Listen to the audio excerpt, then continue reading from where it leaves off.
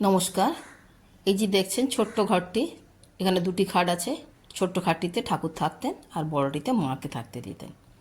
তারপরে এইটা এলাম আমরা নহবতখানা। নহবতখানাতে আগে নহবতে যেমন সানাই বাসত, তারপরে আমরা গঙ্গার ঘাটে চলে এলাম।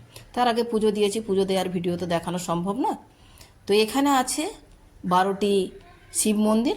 12টি শিব মন্দির এখান থেকে এতটা হয়তো দেখা যাচ্ছে না। আর গঙ্গার পাড়ে আগে এখানে খোলা থাকতো, এমনি মানুষজন বসতে পারতেন, কিন্তু বসার জন্য অনেক আলাদা জায়গা আছে।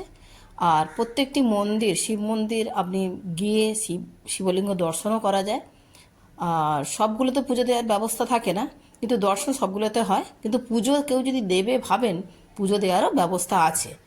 কয়েকটি মন্দিরে পুরোহিত মশাই থাকেন।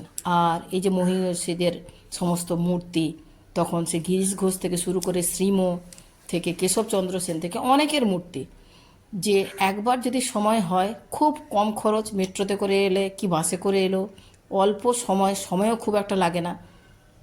বিশেষত ছুটির দিন আর শনি মঙ্গলবার বাদ দিয়ে যদি আসা যায়, খুব সুস্থভাবে পুজো দেওয়া যায়।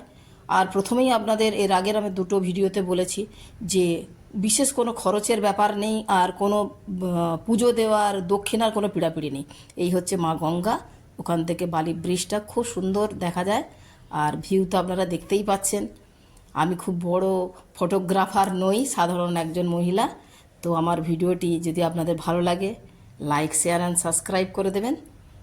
আর আপনাদের প্রচেষ্টায় আর আপনাদের অনুপ্রেরণায় আমি আবার ফিরে আসব অন্য নতুন ভিডিও নিয়ে। নমস্কার।